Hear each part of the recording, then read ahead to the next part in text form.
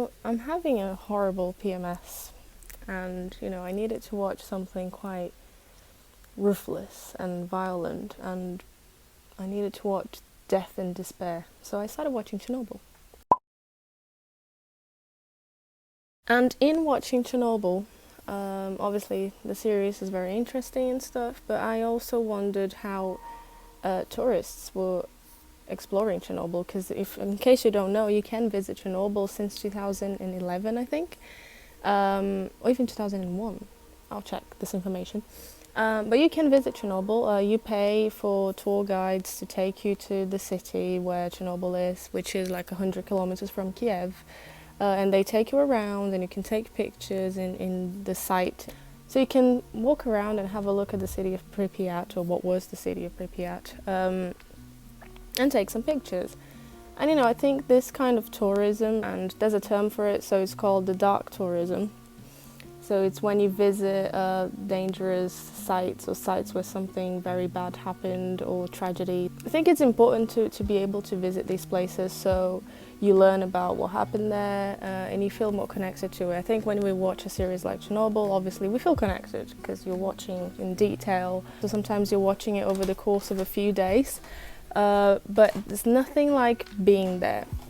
And there's nothing like experiencing it yourself and trying to imagine what it was like for people living in that place. But there's that side of things. I think that's valid. But there's also the side of people not knowing how to respect these places. And I will invite you now to open Instagram and check the place tag for Chernobyl. I think it's called Chernobyl nuclear plant. And all you see is smileys, selfies, and you'll see people kind of taking like these very glorified shots of the place. Sometimes even sexy shots in front of abandoned swimming pools. It got to the point with Chernobyl that the writer of the series had to tweet telling people that because there was a huge surge of visitors to Chernobyl after the series, and he had to tell people to be respectful of the site when they visit it and stop taking smiling selfies in front of a place where people die. I mean, it sounds so obvious. It makes me wonder, like, some people are so keen to travel and they travel a lot, but can they really not connect to the place? Like, what's the point in traveling if you can't connect to the place, to the point you go to a site where a tragedy took place and you can't respect it, you can't be respectful of the lives that were lost, and you can't be respectful of what happened there and the significance of it for the families of people who lost their lives, and even for, I think in this situation, they had to flee the town. The town had to be evacuated, so a lot of people lost their homes, and if you can't sympathize with that, and you're just interested in taking some selfies, I wonder what's the point of traveling. I know that sometimes you can do both. You can go in and you can learn about the history, and the guides I hear are very good. I didn't do Ukraine yet, but I hear the guides are very good, and you can learn a lot about the history of Chernobyl from them, and you can speak to locals as well, which is a really good attitude. But I think there are some steps. There is a line that I see people crossing sometimes. So while you're checking on the tag of Chernobyl, I invite you as well to check the tag for Auschwitz, the concentration camp in Poland. And honestly, I was doing it, I felt sick. I felt like throwing up, because you have people literally smiling in front of crematoriums and people taking family shots in front of a place where millions of people were murdered brutally. I was actually reading an article written by a school teacher in Germany, I think. And she used to take her students to Auschwitz, and she used to always be so amused at how the kids, they would not see the value of the place, and they would she would see teenagers fighting and going out for a smoke or something like that, and she was saying I wonder whether it's because they visit those places from an early age. So I think the schools around Auschwitz or around concentration camps tend to take school tours to visit these places, and she was saying I wonder whether they just became desensitized to it because they just go there as a kid and then maybe not old enough to understand it. So that's a good question as well. for people who visit these places with the school. But in general, I think if you're traveling, and another experience I had was at the Holocaust Museum in Berlin. I particularly went to that place a few years ago actually, and I went back to the hostel and literally I couldn't do anything. Like, I could just think about the stuff I saw and the things I read. I couldn't sleep that night as well. I remember I was quite shocked. But if you go like outside, if you've never been to the Holocaust Museum in Berlin, outside there's a monument which represents literally graveyards. Right, okay? And you have people posing for pictures, like sexy pictures, sexy shots, look at my outfit.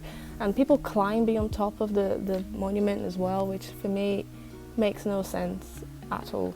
And again, I understand the curiosity and I understand the need to open this place up for the public so people can learn firsthand and make sure that it never happens again. But what I see mostly is people, is it the age of social media? I don't know, like people are so keen to get a good picture and to almost say like, oh look, I was there. But like, do they listen to the guides? Do they read? Like in the Holocaust Museum, you just see people walking around and they don't stop to read the signs. They don't stop for a minute to think about what they're seeing. And it just makes me think about what's the point of traveling if you're going to do that. But you know what, like that also comes from the people who run these places. So I was reading that outside Chernobyl, you have people selling like snacks with the radiation sign. Oh my God, man. Humanity, right? Anyway, so just have a look. I so encourage you to go on Instagram and have a look in the place tags and put in Holocaust Museum, the Auschwitz concentration camp, the Chernobyl nuclear plant, and just have a look at what people are doing in these places. And you know, if you are visiting one of these places, there's some etiquette to follow and it's not hard. Actually, Forbes did a nice article about this, like how to visit sensitive places and show respect. So they were saying like, don't take selfies. Like, if you're going to take a picture of the place, you don't have to, absolutely. People, if you tell people you were there, they're going to believe you, trust me. But if you have to take a picture of the place, take a picture that somehow gives the opportunity to those people who have never been to those places or who can't go for like money reasons or whatever. Give them an opportunity to see what you're seeing and to learn from what you're seeing as well. So take a picture that shows the narrative of the place. And if you can, if you're interested in history and geopolitics, whatever, explain a little bit about it in the comments, or if not, it's fine. Like, take a picture that has some significance and it's not just your pretty face in front of a building in which thousands of people died. I would also say, if you go into one of these places, try and read these signs and see what each, like if it's a museum, like what each picture means, or like what each building is if you're in the concentration camp, for example. Try and learn about it. Even better, if you can do some research before you go, it's nice as well. So you go in with some context. I don't always do that, but when I've done it, it was nice. So for example, in a place like Sarajevo, which has such a dark history, but there isn't, like in Sarajevo, the Bosnian War happened in 1992, if you're not aware of it, and the city was besieged, blah, blah, blah. But in Sarajevo, there isn't like a monument to symbolize what happened. That what you have in Sarajevo is that a city is still rebuilding itself, so you have bullets on the buildings and stuff like that. So you don't see much of that in Sarajevo because there isn't one monument, and I don't think anyone would take a picture of a bullet mark on a building and smile. Please. I hope. Oh my God, I'm going to check on Instagram now, but maybe I shouldn't, just so I can keep some faith in humanity. But anyway, so in a place like Sarajevo, that didn't happen a lot, but it was so important for me to learn about the history of what happened and to speak to locals about what happened.